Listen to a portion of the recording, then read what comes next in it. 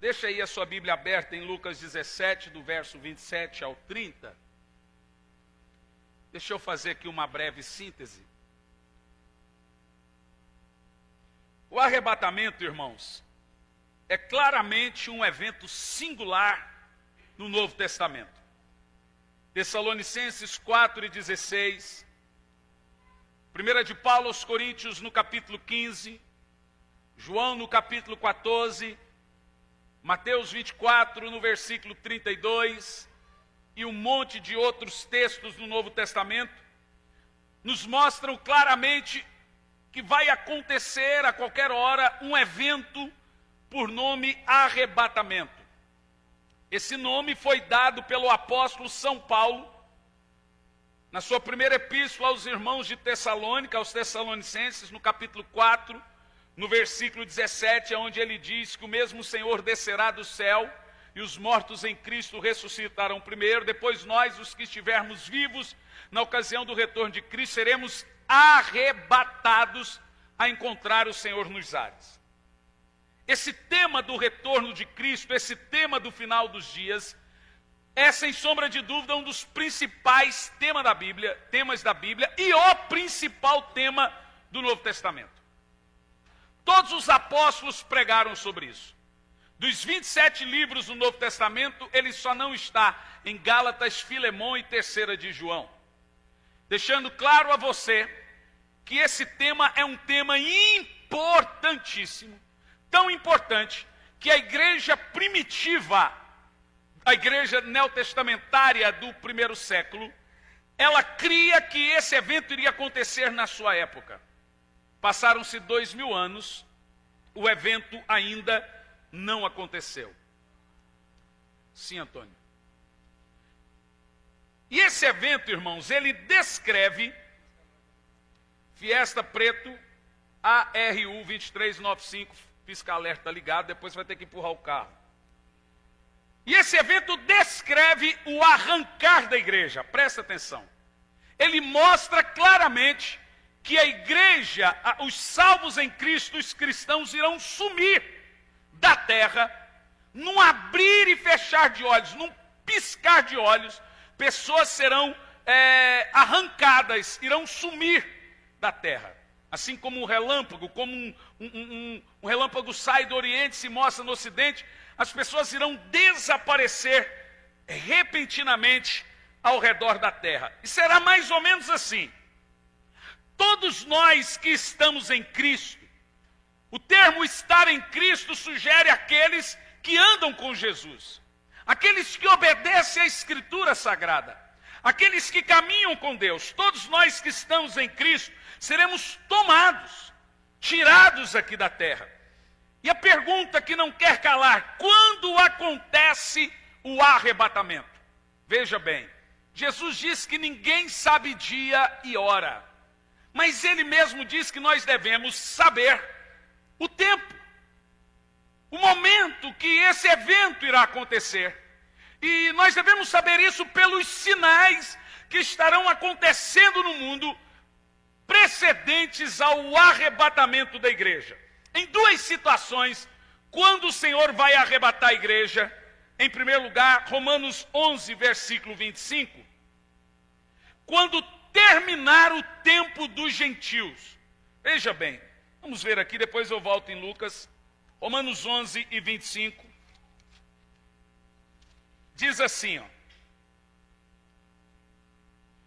irmãos, não quero que ignoreis esse mistério, para que não sejais presunçosos. Atento a isso.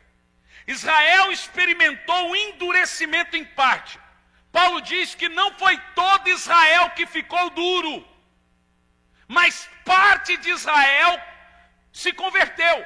Por isso que ele usa: Israel continuou duro, parte de Israel continuou duro. E ele diz assim, que Israel continuará sem se converter até que termine o tempo dos gentios. Esses gentios aqui somos nós.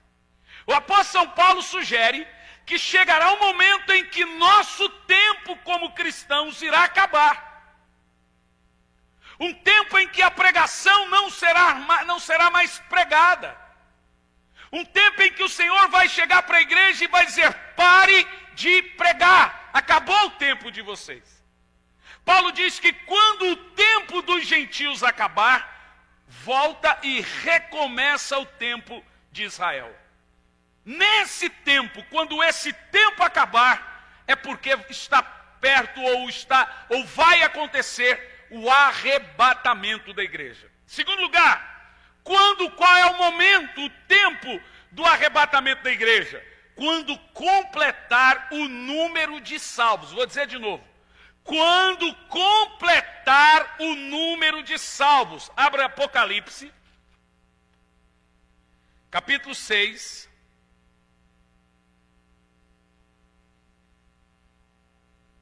No verso 10. Diz assim: eles exclamavam com grande voz: até quando, ó soberano, santo e verdadeiro, esperas para julgar os que habitam em toda a terra e vingar o nosso sangue? No verso 11: então para cada um deles foi entregue uma vestidura branca, e foi orientado que eles aguardassem ainda um pouco de tempo, até que se completasse o número dos seus irmãos, que como eles deveriam ser mortos da mesma forma. Uau!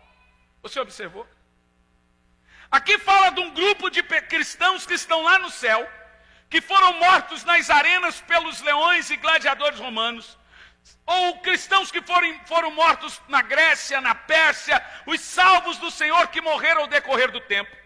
E agora eles estão lá no céu dizendo: Senhor, o Senhor vai deixar barato esse crime que o mundo cometeu conosco?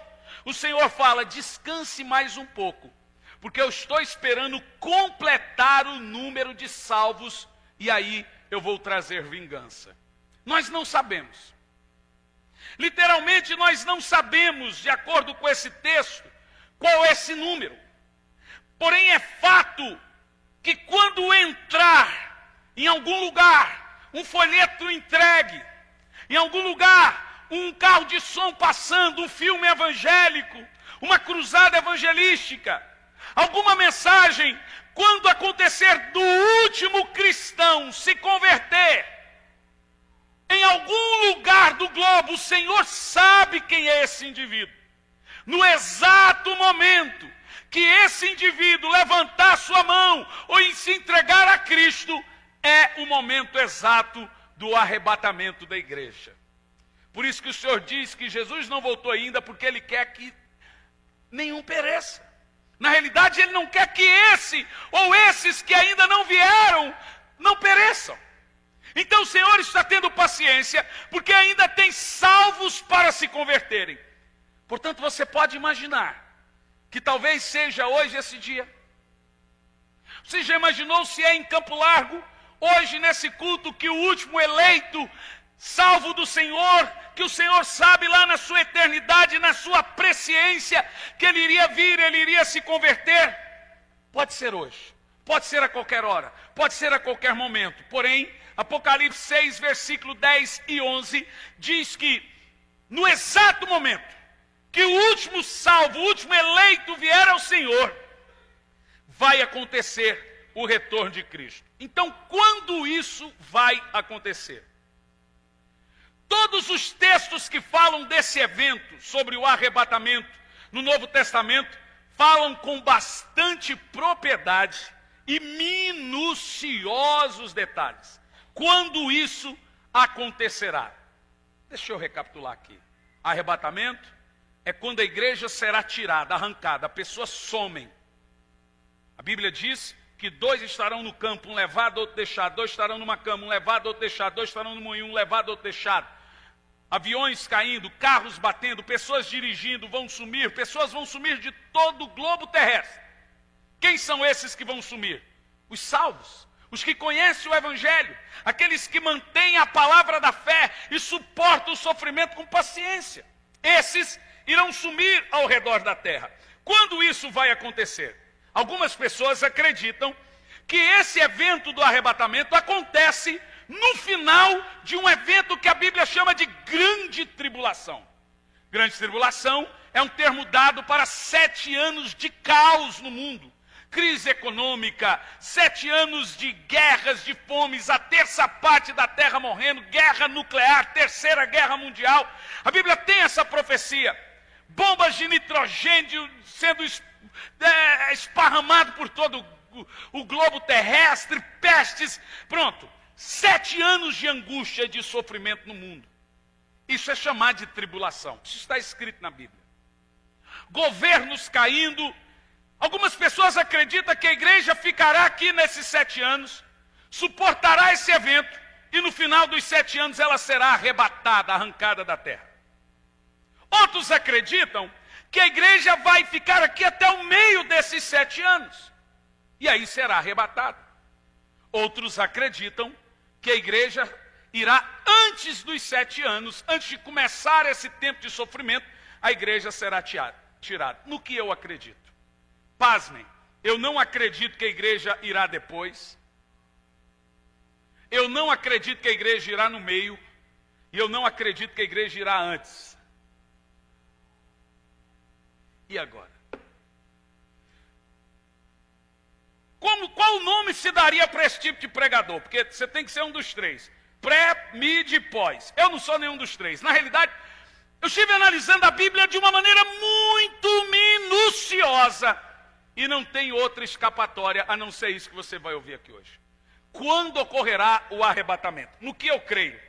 Eu creio que a igreja será arrebatada no início da tribulação. Não é antes dela, não é no meio dela e não é depois dela. A Bíblia deixa claro que a igreja passa pelo início de sofrimento na tribulação. Eu não sei se isso é 1 semana, 2 meses, mas ela passa pelo início desse sofrimento, no início da tribulação, ela é arrebatada no início dos 7 anos de tribulação. Porém, justamente por causa de alguns fatos que ocorrerão na tribulação, que a igreja deve ser arrebatada. Você vai ouvir coisas aqui hoje surpreendentes. Justamente por fatos que acontecem no início da tribulação, que acontece o rapto e o arrebatamento da igreja. Primeira coisa, a igreja não deve aceitar a marca da besta, então ela não pode comprar ou vender. Ou seja, a marca da besta, o que é isso?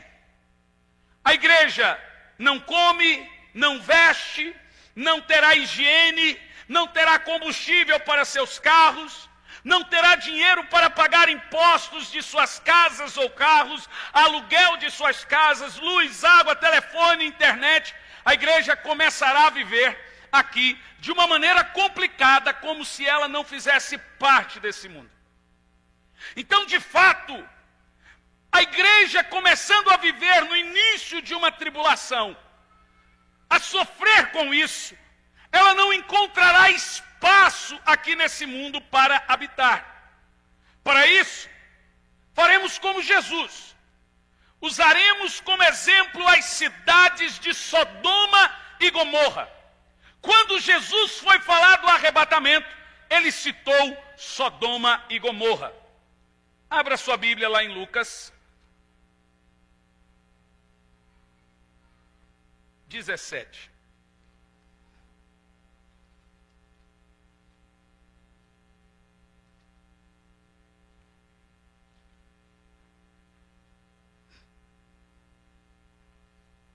Do verso 27 a 30. 26.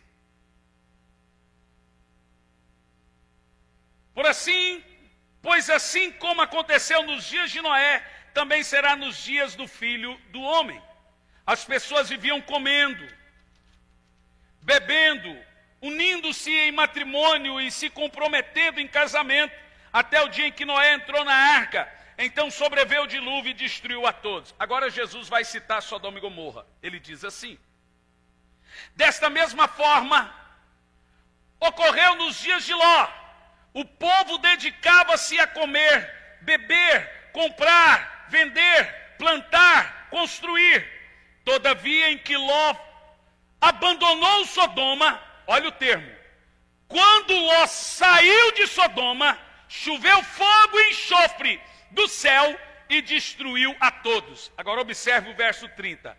Olha como Jesus diz: e acontecerá exatamente assim no retorno do Filho do Homem. Repita comigo: acontecerá exatamente assim. Isso é muito forte. Jesus agora cita Sodoma e Gomorra e ele diz o seguinte: dessa maneira, desse jeito, vai acontecer quando eu voltar. E uma coisa interessante de Sodoma e Gomorra é que ele diz que esperou Ló sair da cidade. Só quando Ló saiu da cidade que choveu fogo e destruiu a cidade. Uma coisa interessante: aonde Ló estava quando o juízo começou a descer em Sodoma e Gomorra? Juízo não é só destruição. Antes de Deus trazer juízo, ele tem que justificar o juízo. Para isso, ele permite o homem pecar até esgotar a sua taça de pecado. Prestes ao juízo, precedentes ao juízo, o homem precisa esgotar a taça da ira de Deus. Olha o que os anjos disseram: os pecados de Sodoma e Gomorra chegaram até o céu e esgotaram. Faz parte do juízo temerário de Deus o homem pecar até não querer mais. A nação pecar, leis que pecam, leis que agridem a Deus, o homem pecar, para depois Deus justificar o seu juízo. Portanto, Sodoma e Gomorra começou a viver dessa maneira. A Bíblia Sagrada fala de uma família. Ló estava em Sodoma e Gomorra. Quando os anjos do juízo, 2 anjos, foram chegar em Sodoma e Gomorra para destruir a cidade, eu lhes pergunto, aonde Ló estava quando esses anjos chegaram para destruir a cidade com juízo? Pega a sua Bíblia. Gênesis 19. Ora, se Jesus disse que Sodoma e Gomorra é o melhor e o maior exemplo do retorno de Cristo, que ele diz, acontecerá exatamente assim, devemos de uma maneira muito minuciosa interpretar isso e decifrar esse código do arrebatamento da igreja. Gênesis 19, no versículo 14, diz assim. É Gênesis, pastor Hernani, não Êxodo. Então Ló correu e foi falar com os homens que iam. Olha, presta atenção, na terça passada eu falei que as filhas de Ló tinham um esposo, na realidade elas tinham noivos. Elas iam se casar recentemente. Mas a Bíblia Sagrada diz que quando os anjos disseram que ia destruir a cidade, no verso 14, Ló correu e foi falar com os homens que iam se casar com suas filhas. E eles diziam, levanta-se, sai desse lugar, porque o Senhor vai destruir a cidade. Todavia eles pensaram que estivessem apenas brincando. Ao raiar da aurora, os anjos insistiram que Ló, ordenando, levanta, toma tua mulher, as tuas filhas que aqui se encontram, para que elas não pereçam com o castigo que virá sobre essa cidade. Olha para mim.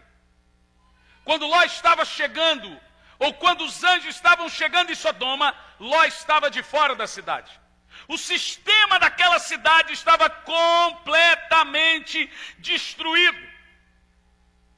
Todos os direitos de Ló e da sua família tinham sido tirados. Eles não se sentiam mais parte de Sodoma. A Bíblia Sagrada diz que Ló chorava e se amargurava por causa dos pecados de Sodoma. Ló já não fazia mais parte da sociedade. Ló já não fazia mais parte das festas. Ló já não era convidado para mais nada. Então a Bíblia diz que ele ficava na porta da cidade, do lado de fora do sistema de Sodoma e Gomorra, chorando, amargurando-se pelos pecados daquela cidade, até que o juízo vem. Jesus disse que é exatamente dessa maneira. Assim como Sodoma e Gomorra Viveremos nossos últimos dias aqui nesse mundo. Todos os nossos direitos serão tirados. Seremos arrancados de nossas casas. Perderemos nossos cartões de créditos. Perderemos nossos créditos. Perderemos nossos nomes.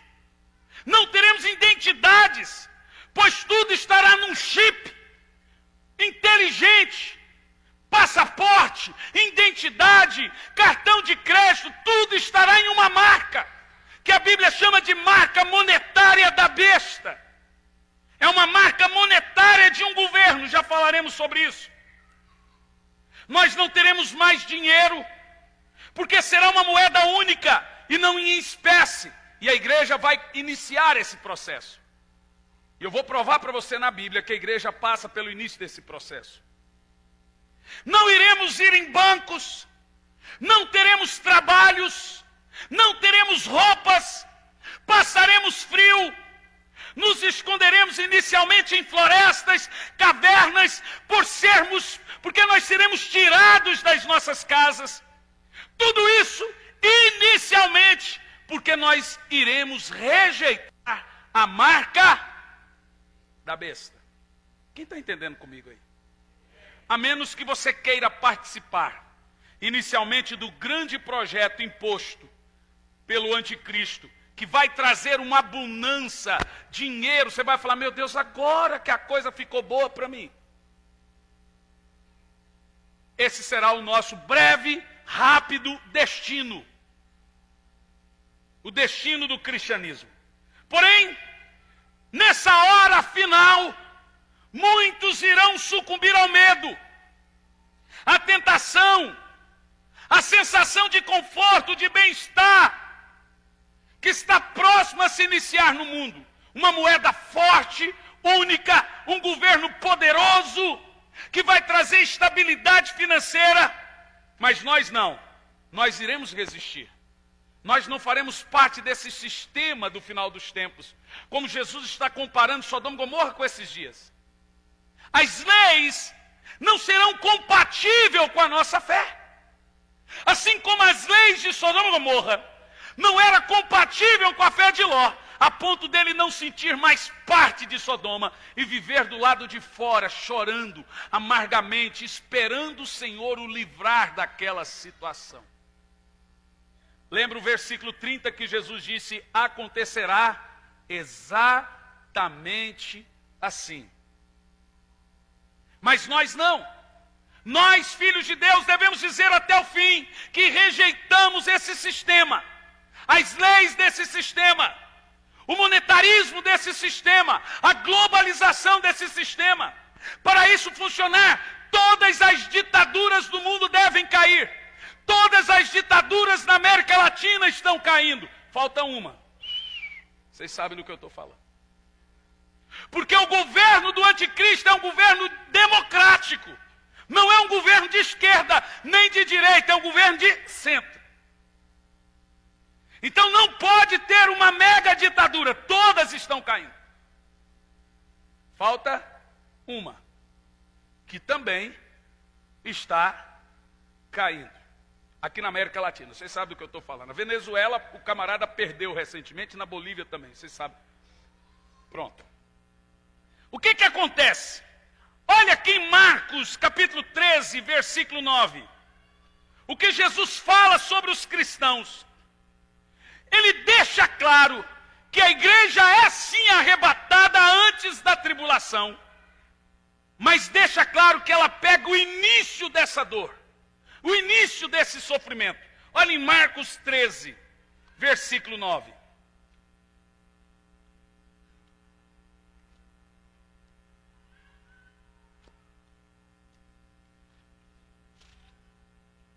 Você não tem noção que você vai ouvir aqui hoje. Olha o que ele diz aqui. Ficai vós alertas, pois muitos denunciarão aos tribunais. Você será denunciado, entregue aos tribunais e sereis açoitados nos templos. Por minha causa, vos farão comparecer na presença de governadores e reis, e isso constituirá em testemunho para eles. Pois é indispensável que primeiro o evangelho seja anunciado em todas as nações. Você percebe que essa perseguição, essa prisão a crentes, é antes do retorno de Cristo? Jesus fala, é indispensável, vocês serão entregues. As pessoas vão dizer, tem um aqui, que não aceita a nossa lei. Ló vivia em Sodoma, e as pessoas disseram a Ló, você não aceita nossos costumes.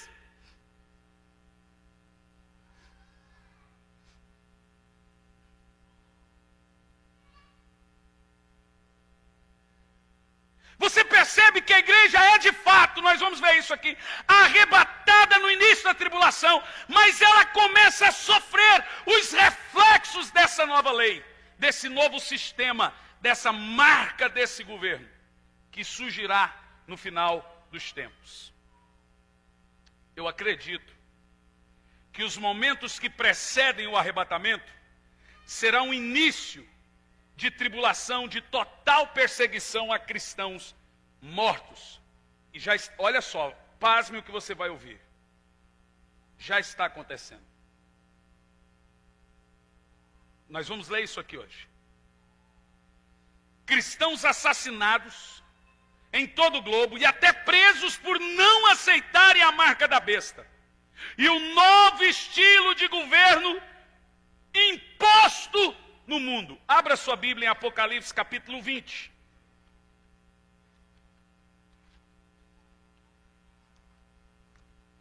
No versículo 4. Isso aqui é poderoso. Isso aqui é impressionante. Olha o que diz. Olhei, João está tendo uma visão do final dos tempos. Olhei e vi alguns tronos, e foi entregue o poder de julgar aos que neles se assentaram. Vi as almas dos que foram mortos, o que, gente? Meu Deus. Nós estamos vendo cristãos degolados nesses dias?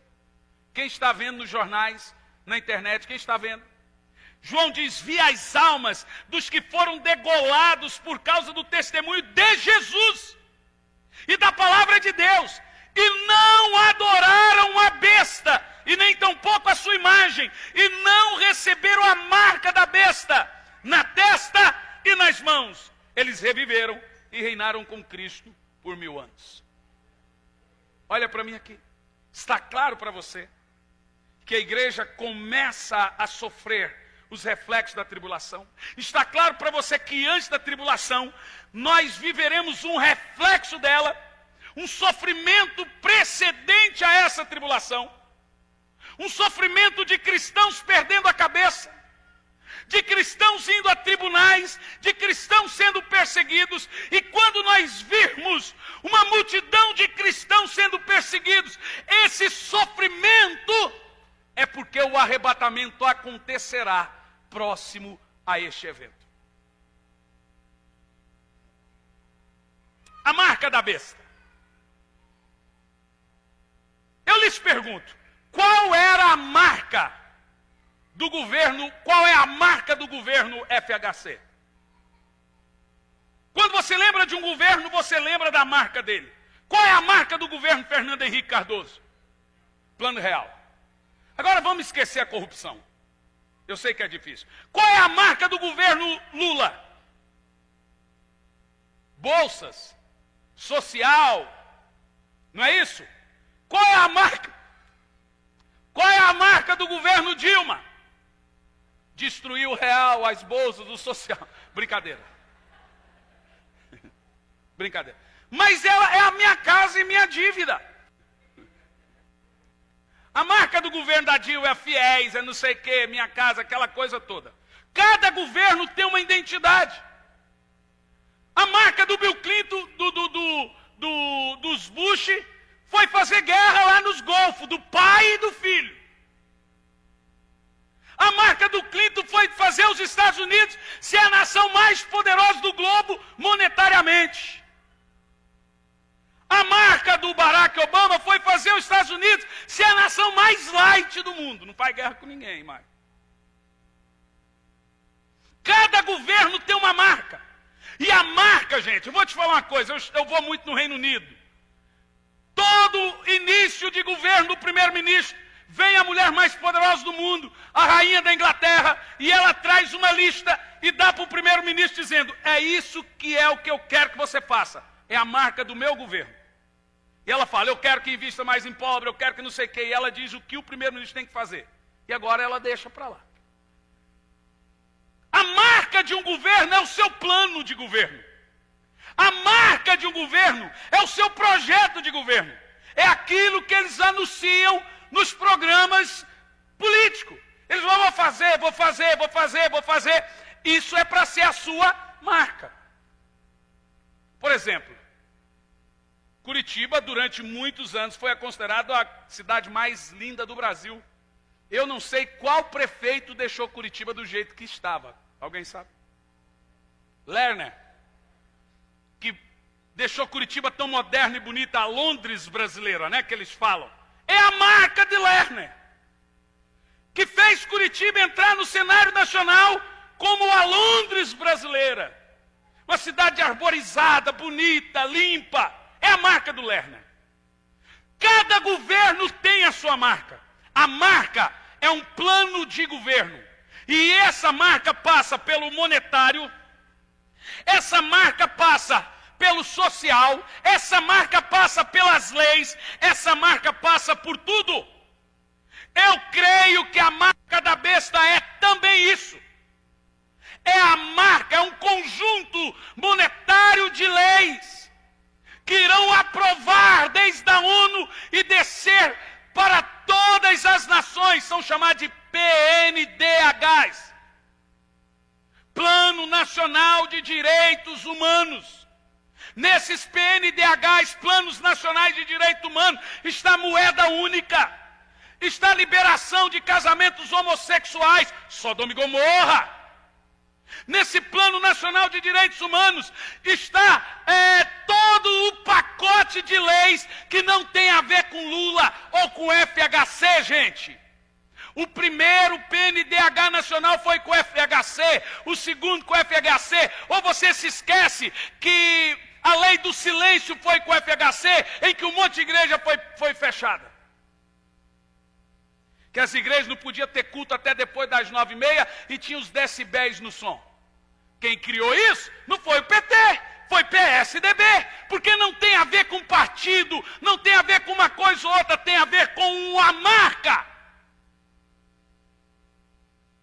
O apóstolo São Paulo diz que o espírito do anticristo já está operando no mundo.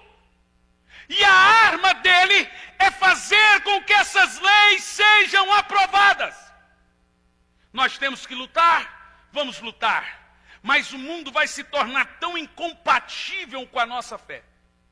Tão incompatível com a nossa fé, que espiritualmente estaremos como Ló, do lado de fora de Sodoma, afligidos por causa dos pecados da nação.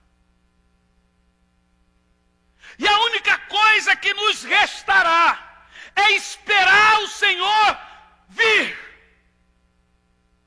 Porque está chegando o momento em que você vai ter que fazer uma escolha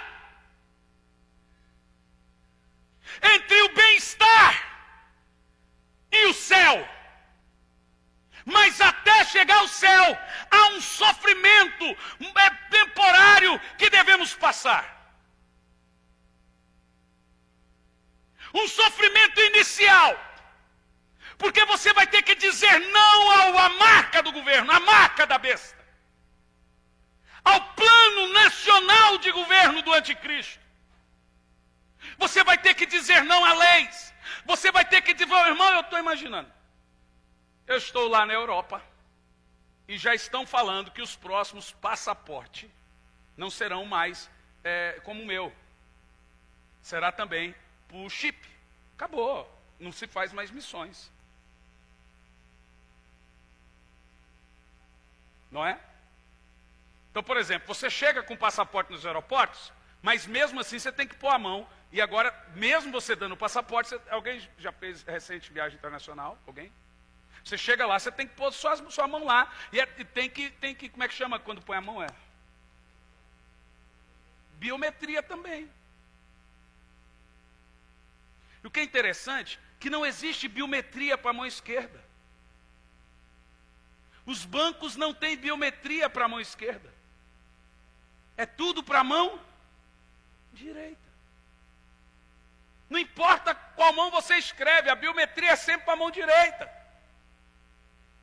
O mundo está preparado para a marca da besta. O mundo está preparado para o governo do anticristo. As leis estão sincronizadas. As leis estão quase prontas. Em muitos países do mundo, elas já estão aprovadas.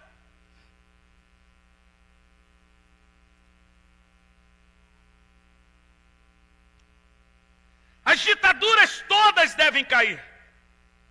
Governos do mundo devem ser alinhados com o pensamento do mundo todo. No entanto, esse pacote todo irá ferir milhares de pessoas. Essa marca irá ferir a nossa fé. Irá ferir o seu... Você vai ter que se preocupar. Como que eu vou sustentar minha família? Muitos irão sucumbir e ser tentados a esse sofrimento, ao conforto. O seu nome, você vai perder seu nome. Você terá que suportar esse momento. Você terá que suportar essa dor. Jesus falando sobre Sodoma e Gomorra. Acontecerá exatamente assim. Ele diz, quando Ló saiu de Sodoma e Gomorra, caiu fogo do céu, no verso 29. E ele diz no verso 30, desse jeito vai acontecer. Vocês não prestaram atenção? Leia de novo. Lucas 17, 29, verso 30. Está muito claro no texto. Jesus está nos arremetendo, nos levando a estudar Gênesis, a história de Sodoma e Gomorra, para saber como acontecerá nos dias que antecedem o arrebatamento. Ele diz, fiquem atentos. A Bíblia diz que a história de Sodoma e Gomorra, em Judas, capítulo 1, não Judas Iscariote, mas Judas, irmão de Jesus, ele diz que Sodoma e Gomorra servem de exemplo para os nossos dias.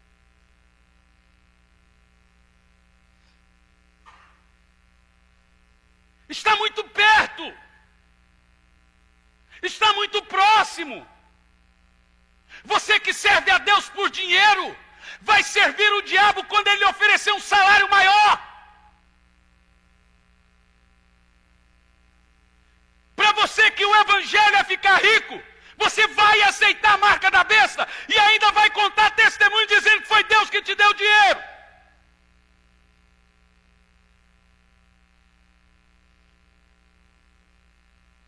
Você percebe o jogo do diabo?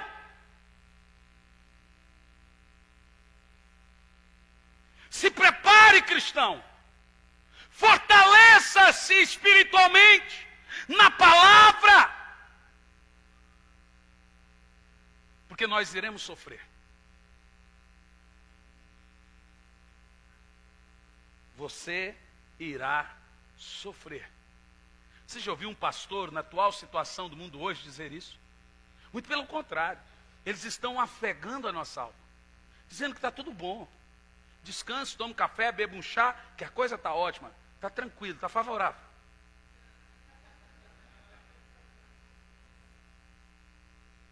Fica de boa. Não é verdade? Mas quando o juízo vem em Israel, o Senhor levanta profeta e disse para Jerusalém, vocês irão sofrer. Então esse profeta é jogado na cisterna, coloca sobre ele uma canga. Ele é detonado, batem nele, chamam ele de profeta do caos. Então ele diz assim, vocês, falsos profetas, que estão afegando a alma das pessoas, pois bem, eu vou dizer a vocês, essa igreja e aqueles que nos assistem, se prepare. Você irá sofrer. Como você vai reagir? Ou como você deve reagir já? Porque o sofrimento já veio. Ele já está no mundo. Só no ano passado, 50 mil cristãos foram degolados na Ásia. Só no mês passado, 24 coptas, de novo. Todo dia. E ninguém fala nada. Aí alguém diz, mas isso é uma mensagem terrorista. Botando medo no povo, não sou eu não. Se você quiser ficar bravo, fala com Jesus, que fala de fogo caindo do céu, destruindo a cidade, e diz, vai acontecer exatamente assim. Se tem algum terrorista aqui, não sou eu. Porque quem trouxe essa mensagem, o Apocalipse não é um livro meu. Esse texto de Lucas não fui eu que disse. Esse negócio de cristão sendo degolado não são palavras minhas.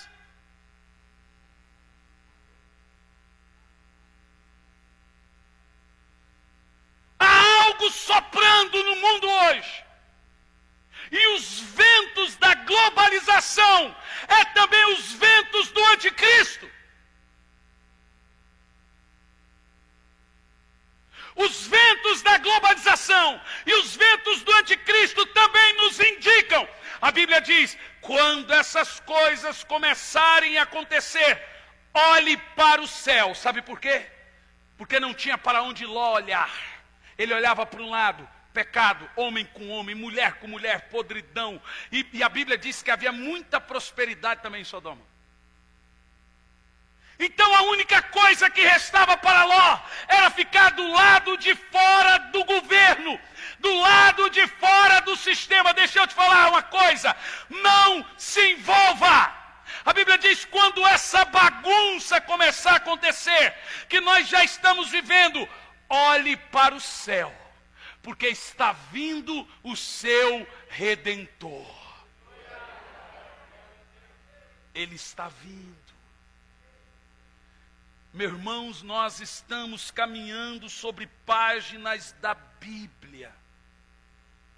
Nós estamos próximos, perto, muito perto do arrebatamento da igreja. Mas para isso, nós também estamos perto de sofrermos terrivelmente. Diga comigo, terrivelmente. Aqui há uns fatos. Primeiro fato, porque a igreja será arrebatada no início da tribulação. Ela não aceita a marca da besta. Então ela não pode comprar, não pode vender, não pode se higienizar, não tem onde dormir, não tem nome, não tem crédito, não tem gasolina, não tem casa. Qual é o nome disso? Zumbi. Os errantes. Você não percebe? Os errantes andando sujos pela rua. E as pessoas dizendo, matem eles. Sem ter o que comer. Sem ter o que fazer. Só esperando a ocasião do Senhor arrebatar, arrancá-lo dessa terra. Os errantes, sem documento, sem casa, sem comida, sem roupa, somos nós. Sou eu e você. O mundo está preparado para persegui-lo, porque você não irá aceitar a marca desse sistema das leis. E quem não cumpre lei faz o quê, gente? É preso. E denunciado. Veja que em Marcos 13 diz, vocês serão entregues aos tribunais. Segunda coisa, por que o avivamento? Segundo princípio, por que o avivamento, o arrebatamento vai acontecer já? A total incompatibilidade dos cristãos e o mundo, veja bem, é a total incompatibilidade dos cristãos e o mundo que irá trazer o arrebatamento para a igreja. Vamos ler Apocalipse 3:10. Esse texto é o texto mais forte que eu já li nos últimos tempos. E você sabe que a gente lê isso, passa, repassa, e você não percebe. Apocalipse 3, verso 10. Isso aqui, gente, é muita revelação. Obrigado, Senhor, por trazer luz a isso. Porque esse texto fala de duas coisas: de tribulação e sofrimento. Olha o texto. Porque destes atenção à minha exortação quanto a suportar o que, gente? Os sofrimentos. Agora, olha o texto. Porque você prestou atenção quanto a suportar os sofrimentos, com paciência, eu de igual modo te livrarei da tribulação que virá sobre o mundo para pôr à prova a todos. Uau! Quantas vezes eu já li esse texto? Veja que o texto fala que eu não passo pela tribulação, mas antes dela tenho que suportar o sofrimento com paciência. Então a igreja não sai. Deixa eu, nem a marca da besta eu conheço. A igreja ainda sofre os reflexos dessa tribulação. Ela sai no início dela. Mesmo assim, ainda somos pré-tribulacionistas. Mas ela passa por um sofrimento. E ela diz assim, ó: só vai ser livre da tribulação quem suportar o sofrimento com paciência. Como que é, gente? Agora veja, se esse sofrimento é terrível, imagine a tribulação.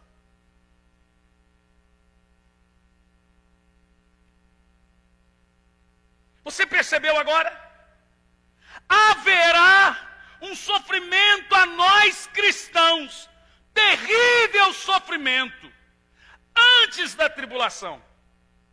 Nós cristãos não passaremos por essa tribulação, mas teremos que sofrer esse sofrimento antes da tribulação com muita paciência.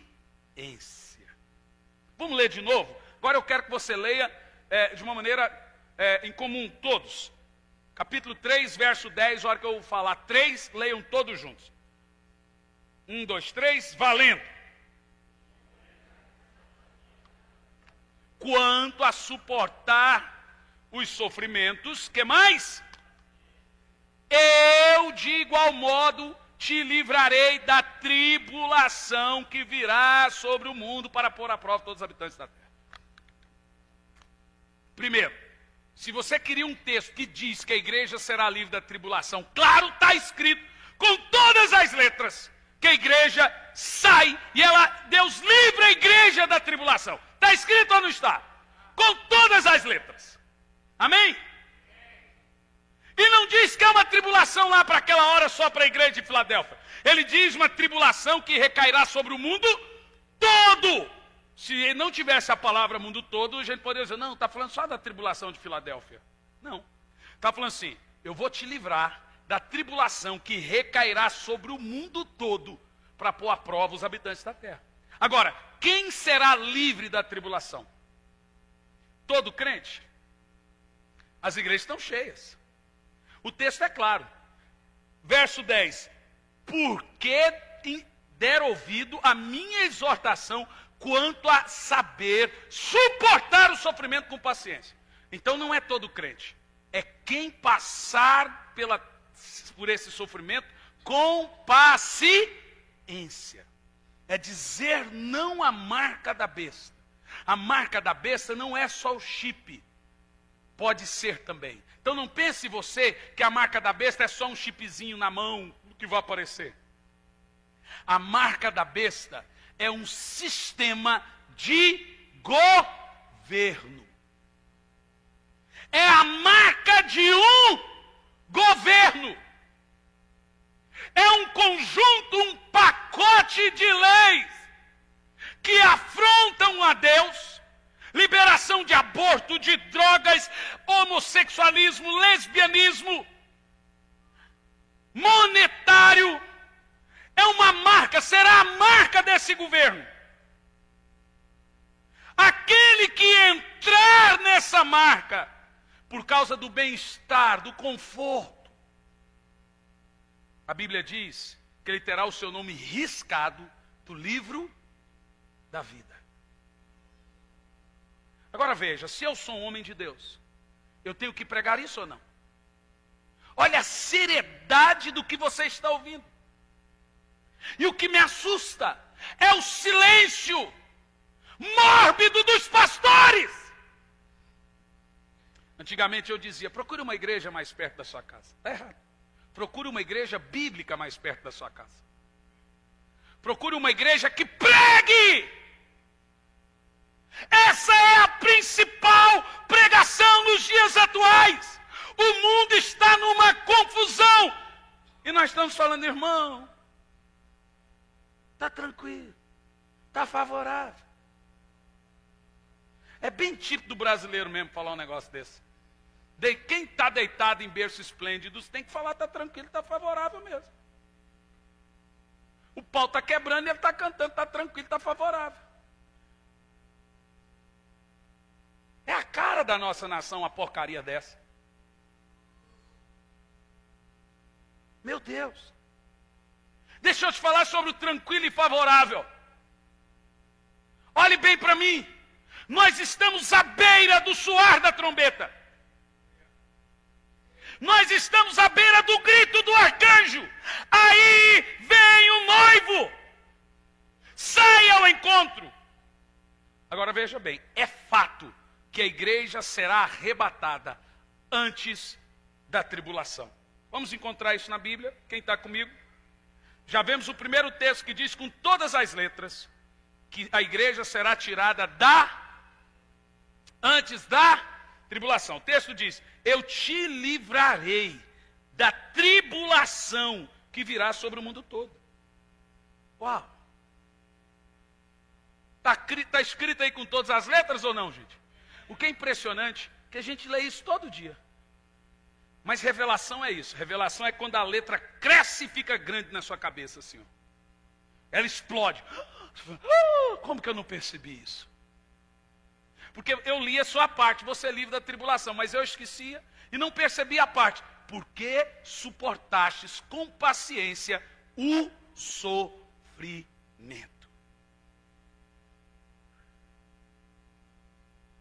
Isaías 26, versículo 20.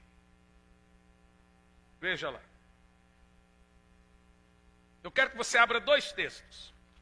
O primeiro, Isaías 26, 20. Deixa aí, marca com a sua cordinha.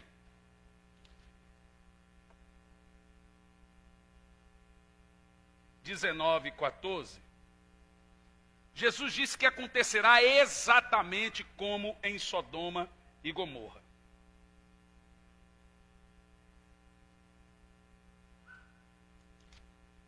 Isaías 26 e 20, deixa aí aberto. E Gênesis 19. Vamos ler primeiro Gênesis 19.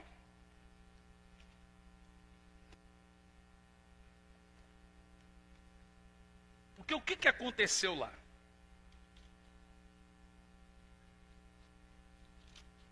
(19, 14). Então Ló correu e foi falar com os homens que iam casar com as suas filhas. E ele os dizia, levanta, sai desse lugar, porque o Senhor vai destruir a cidade. Todavia eles pensaram que estavam brincando. Ao raiar da aurora, os anjos insistiram com Ló, sai, toma tua mulher e tuas filhas, e que se encontram, para que não pereça com o castigo dessa cidade. Entretanto, como Ló hesitava, os homens, como ele hesitava, os anjos tomaram Ló pela mão, bem como a mulher e as duas filhas, conduziram com força, uau!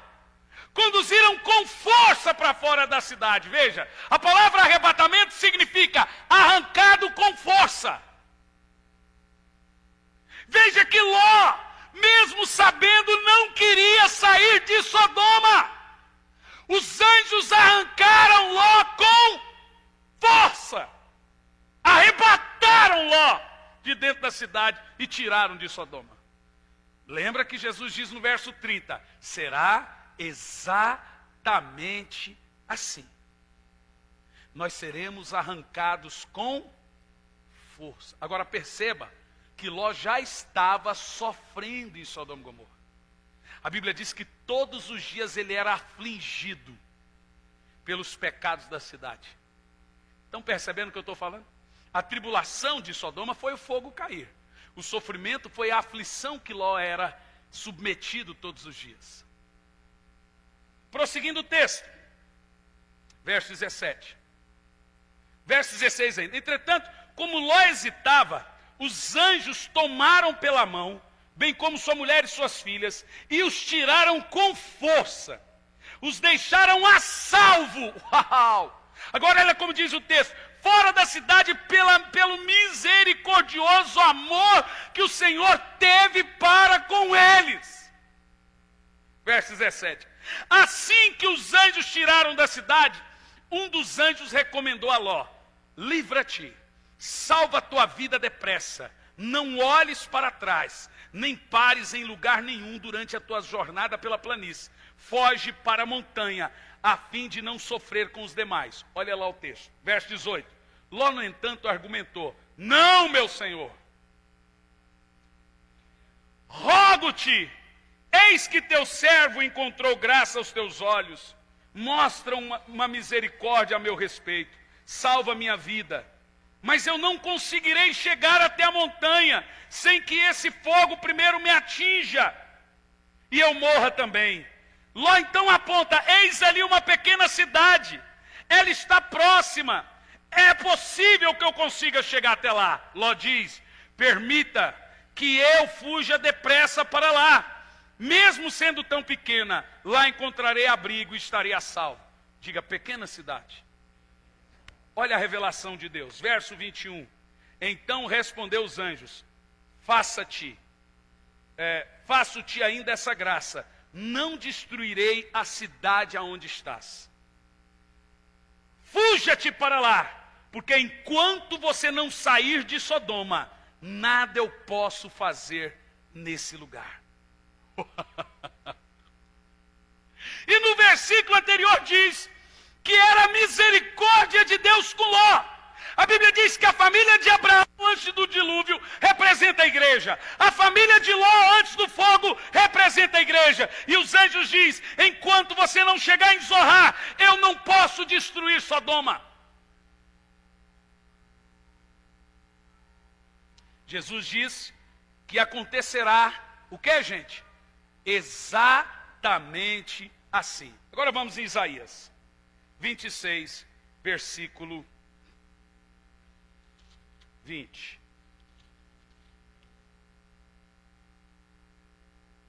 Agora esse texto, irmãos, é um texto lindo e poderoso. Diz assim, ó: eia, povo meu, entra nos teus aposentos, esconda-te por um pouco de tempo, até que a ira do justo tenha passado. Porque Yahvé está para sair do seu domicílio, a fim de punir os crimes dos habitantes da terra, e a terra confessará os seus delitos de sangue. Ela não continuará a esconder os seus homicídios. O texto diz: povo meu, entra nos teus quartos. Aonde é esses quartos? Aonde o Senhor manda a igreja se esconder até passar a ira. A Bíblia fala desses quartos? Fala. Abra João 14. Não se turbe o vosso. Vamos lá. Crede em Deus e também em mim.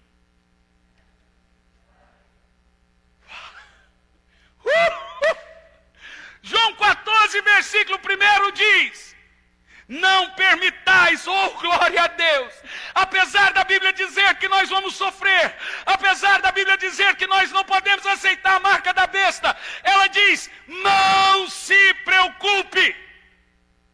Apesar do mundo estar entrando em pânico, Jesus disse: não preocupe o seu coração, crede em Deus, crede também em mim. Na casa de meu pai há muitos aposentos, se não tivesse, eu teria dito, pois vou preparar-vos lugar. Isaías 26, versículo 20, o Senhor diz: entre nesses aposentos. Quais são os aposentos? Aqueles que estão preparados. O meu quarto, a minha morada, o meu aposento está lá no céu. Isaías diz: entra nesse quarto até passar a ira que vem sobre o mundo. Oh, xaralabababá, xerecantalabás. Meu Deus.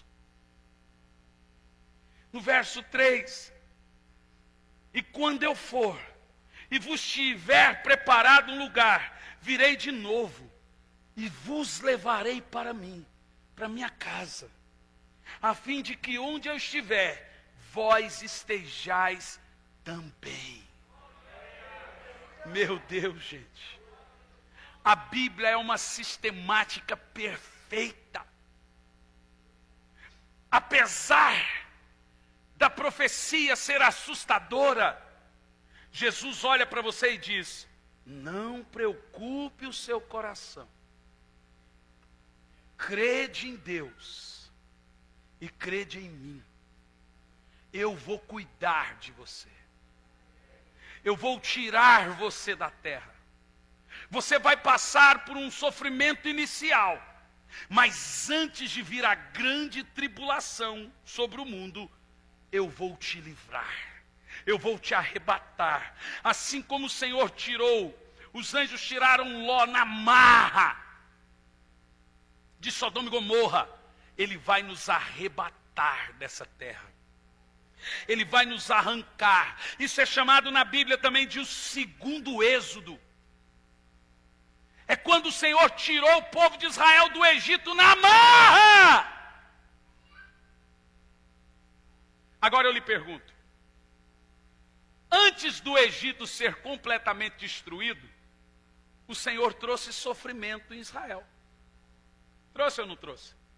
Israel sofreu os reflexos das pragas do Egito? Sofreu ou não sofreu? Mas o Senhor tirou eles antes de destruir o Egito. A igreja vai sofrer inicialmente. Na realidade, ela já está sofrendo inicialmente. Ela já está vivendo reflexos. Aqui no Ocidente, não muito. Mas no Oriente, na Ásia, bastante. Igrejas estão sendo queimadas. Vocês viram? Vocês estão acompanhando? Eles estão prendendo crente dentro de igreja e queimando igreja inteira, com 500, com 1.000, com 3.000 pessoas dentro da igreja. Quem está acompanhando isso? Em contrapartida, no último culto na Nigéria, 1 milhão de pessoas 700 mil pessoas se converteram num culto. Gente, não adianta, essa estratégia é errada. Mata 10, nasce 100, mata 100, nasce 1.000, mata 1.000, nasce 1 milhão. Crente tem sangue sementeira. Aonde sangue de crente é derramado, nasce crente.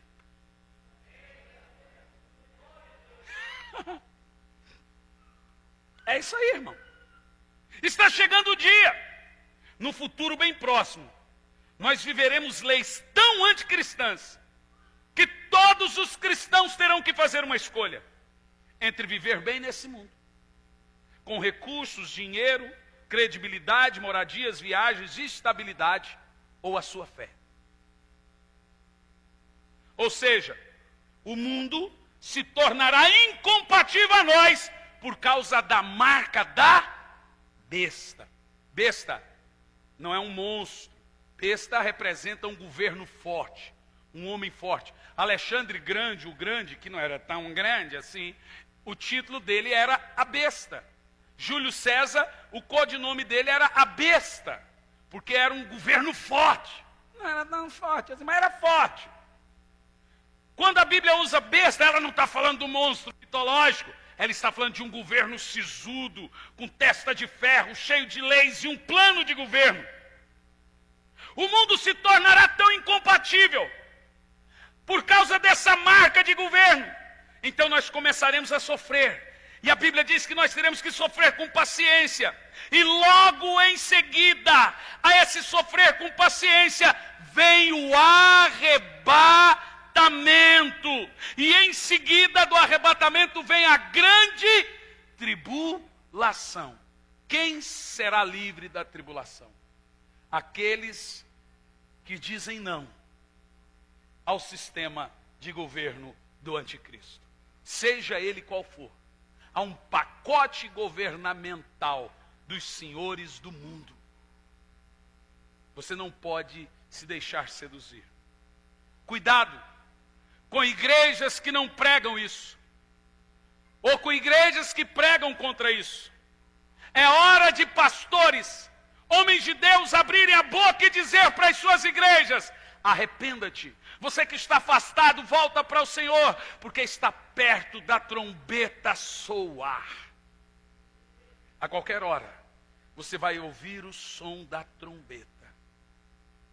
Uma das coisas que a Bíblia diz é que as crianças teriam sonhos. As crianças na nossa igreja estão tendo sonhos. Quase todas as nossas crianças estão tendo sonhos. Por onde eu vou pregando, irmão, já são 70 países pregando a palavra. Crianças me contam sonhos. Aí o engraçadinho me ouve falar isso na internet e fala: igreja que vive de sonho. Apocalipse é o quê, Pedro Bó? Apocalipse é visão, rapá!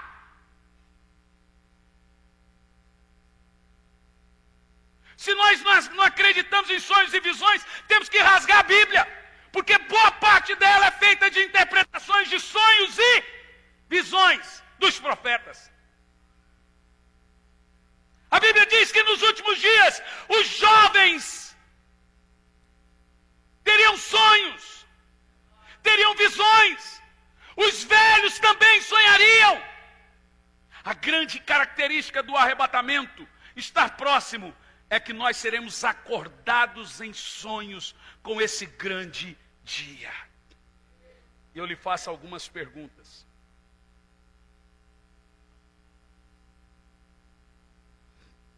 Estamos perto da nossa grande provação, que devemos passar com paciência. Portanto, o crente que não está forte em Deus, o crente que vem no culto uma vez por mês, 2 vezes por mês, 3 vezes por mês, 4 vezes por mês, que eu acho pouco. O crente que não lê a Bíblia, que não ora, não vai ter força para isso, gente. Eu falo com você com amor e carinho. Se fortaleça. Volte-se para o Senhor. Morra antes de morrer, antes que seja tarde. A porta é estreita, mas ainda está aberta. Diga sim a Ele, antes dele dizer: não te conheço. Todos que estão afastados, aí vai chegar no grande dia. As pessoas vão chegar: mas Senhor, eu saí da igreja, porque eu me decepcionei com o pastor, me decepcionei com outro irmão. Jesus vai dizer: quem morreu por você? Foi o pastor ou fui eu? Foi outro irmão ou foi eu? Não, Senhor, o Senhor nunca me decepcionou. Pois bem, o irmão te decepcionou, mas foi a mim que você abandonou. Irmão, nós somos cheios de falhas. Eu já brinquei aqui, brinco mais vezes. Procurar a igreja perfeita é igual gente feia, homem feio querer casar com Angelina Jolie. Mulher feia querer casar com Brad Pitt. É incompatível.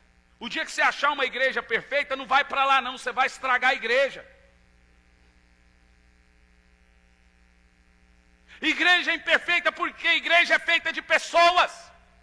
E pessoas são cheias de defeitos. Olha, irmão, eu acho que não tem nenhum pastor que decepciona mais as pessoas do que eu. Tem hora que o meu estupim sobe, eu mando os outros embora. Aqui eu já tenho tempo que eu não faço isso, graças a Deus. Mando de altar. Quem pegou essa época horrível aqui na igreja? Mudou. Te perguntei nada, Amaral. Fica quieto aí, João Batista. Mas já, irmão. Tem hora que sobe o estopim, aí eu ponho os pés pelas mãos, aí eu falo: graças a Deus que eu tenho a minha esposa e o meu irmão, que são bem apacentadores. Eu decepciono as pessoas. Eu sou duro. Às vezes até mal educado. Verdade. Eu não paro na igreja. Não visito. Se você me pede, pastor, só podia ir no meu aniversário. Não vou. Tem gente que fala, pastor, só pode me dar 15 minutos. Eu falei, já te dei 10. Fala rápido. Pô, pastor, eu queria ter meia hora com você. Eu falei, irmão, meia hora é muito. Pode ser 10 minutos? Eu sou um péssimo pastor, apacentando. Eu não tenho paciência de ouvir as pessoas. Tenho tentado mudar. Não está fácil. Você sentar, ficar ouvindo as pessoas. Irmão, eu faço 1000 coisas ao mesmo tempo. Eu durmo 5 horas por dia. A minha cabeça está sempre pilhada. Então, uma pessoa chegar na minha frente, falar comigo, meia hora, ela conseguiu muita coisa. Mas eu tenho um grupo de pastores que são um tesouro. Que ouvem, que conseguem ouvir, que tem paciência. Eu fico vendo o pastor Samuel ouvindo, falo, meu filho, isso é meu herói. Mas isso é um ministério. É verdade ou não é? É assim que funciona. Deus me colocou aqui como arauto, como um profeta. Talvez se eu tivesse todo esse amor, eu não teria coragem de falar tantas verdades, como a maioria não tem. Eu estou ciente que eu tenho a cabeça a prêmio. Como Paulo diz, a minha cabeça já está sendo oferecida como prêmio. Eu estou ciente que pregadores como eu já têm a data e a hora de morrer.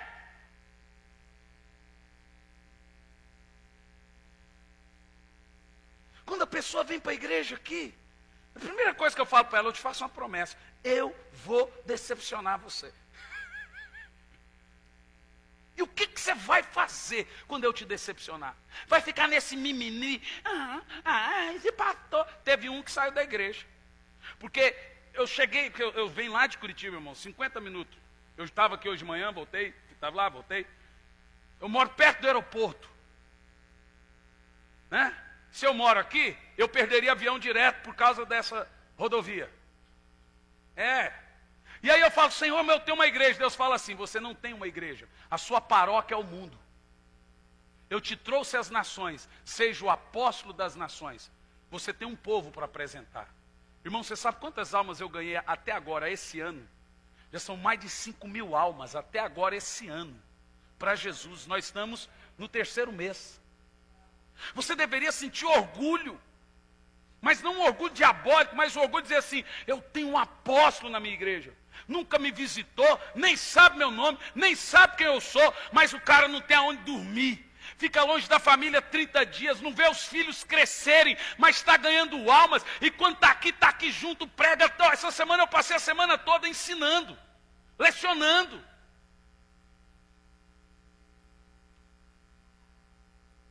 Nós não temos tempo para ficar no mimimi. Quem me feriu, quem me magoou. Está na hora de colocar as indiferenças de lado e se preparar para sair. Façam as malas. Deixa a mala pronta na porta. Irmão, eu sou tão pilhado que eu acordo antes do despertador. Você sabe como é que acontece? Eu ponho um relógio para despertar. Eu acordo, escovo o dente, visto a roupa. E quando ele desperta, eu desligo. É mais ou menos assim.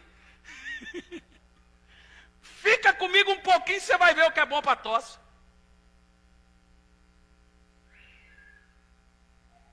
Você sabe quantos artigos eu estou escrevendo por semana para a grade da faculdade?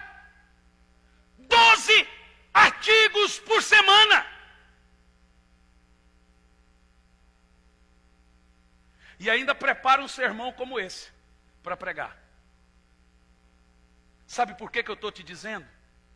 Se você olhar para o homem, às vezes esse pastor não é adúltero, mas é um grosso. Mais grosso do que Pedro, irmão. Só 2 de Pedro. Às vezes esse pastor não mente, mas não te visita. Às vezes o pastor Samuel é bonzinho, mas também deixa você fazer o que você quer. E eu vou pregar para ele, para a pastora Elisandra, eu vou pregar para meus pastores, a síndrome do bonzinho. O medo, agora ele mudou muito. Mas ele tinha um medo de contrariar as pessoas. E você sabe que esse medo eu não tenho, é mesmo. Irmão, Se eu tivesse medo de contrariar as pessoas, eu não subia no altar para pregar e confrontar o pecado delas aonde eu vou. Irmão, está na hora de abandonar o mimimi. Está na hora de falar assim, quem vem para a igreja por causa de pessoas, sai da igreja por causa de pessoas. Quem vem para a igreja por causa de Jesus, não sai. Irmão, eu já fui muito duro, já decepcionei muitas pessoas. Já fiz brincadeira sem graça com muita gente, já fui grosso com muita gente, que estão aqui ainda me suportando.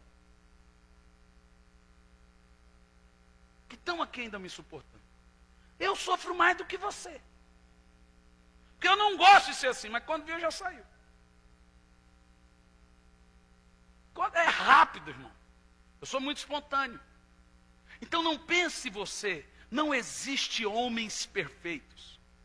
Por mais que o pastor não roube, seja uma pessoa séria, aqui na nossa igreja tem um relatório mensal financeiro. E nós vamos colocar no site para saber o que entra, o que sai da igreja. Aqui você não tem esse tipo de problema.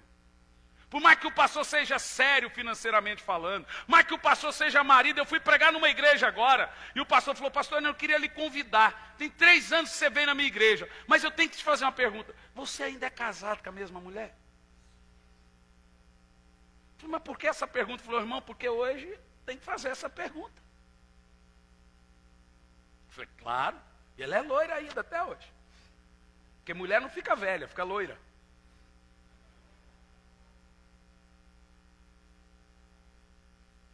Pense você comigo, irmão. Eu não sou o seu modelo. O seu modelo é Jesus. Eu posso ser seu exemplo. Você pode me tirar como exemplo de muitas coisas. Mas aquilo que não te agrada, tira no pastor Samuel. Aquilo que não agrada no pastor Samuel, tira de mim. Tira no pastor Ferdinando. Meu Deus, gente. Alguém, por favor, fira o pastor Ferdinando. Se você conseguir, você sabe que você não humilha pessoas humildes. Mas eu já tentei ferir o pastor Ferdinando e nunca consegui. Eu nunca consegui ser duro com ele. Nunca consegui. Tem hora que dá umas vontades. Dá vontade. Mas, irmão, eu e você somos a tampa e o balaio. Você não vale nada. E se nós somos a tampa e o balaio, eu também não valho nada. Nós somos cheios de defeitos.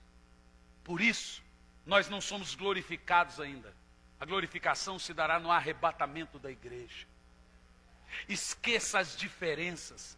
E volta para Jesus hoje, antes que seja tarde. A trombeta está prestes a soar. E agora eu posso dizer a você uma coisa. O arrebatamento acontecerá em nosso tempo. Eu vou dizer de novo. Por tudo que está acontecendo no globo, você tem coragem de dizer que Jesus vai demorar? Responda. Não. Então eu quero que você coloque isso no seu coração. Que está perto. Feche seus olhos.